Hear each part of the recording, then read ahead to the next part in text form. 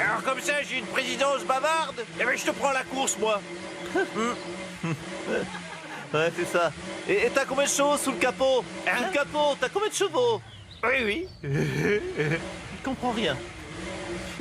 Que dalle aux fraises. Tu sais qu'il m'a appelé l'autre jour pour me dire que j'étais aussi bas que lui dans les sondages il y a 4 ans. Alors, je lui ai dit, viens, on va régler ça comme des hommes.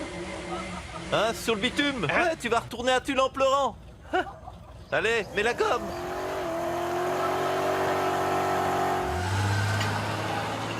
Ouais. Ouais, mais t'as de la chance que le moteur a calé, parce que sinon, on te mettait une pile. Espèce de petit con.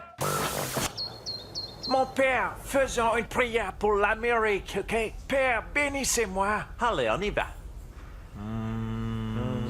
Notre Père qui êtes aux cieux, faites en sorte que cet homme soit moins con.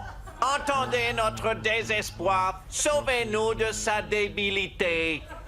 La question qui nous fascine, c'est comment les autres civilisations, si elles existent toujours dans cette hypothèse, comment les autres civilisations ont-elles traversé ce qu'on peut appeler cet examen de passage, de gestion de sa puissance?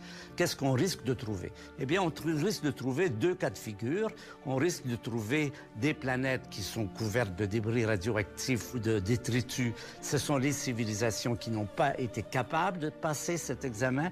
Et au contraire, des planètes vertes qui sont en santé, où les gens ont réussi à passer cet examen, à coexister avec leur puissance, à l'utiliser pour le bien de la société et non pas de s'autodétruire.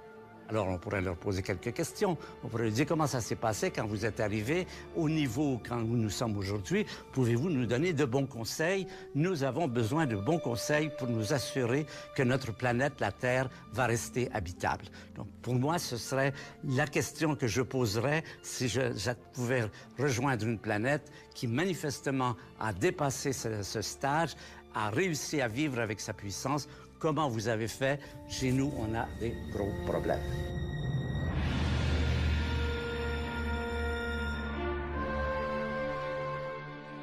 Pour moi, au-delà de la vie, s'il doit y avoir un miracle, pas au sens religieux du terme, c'est la conscience.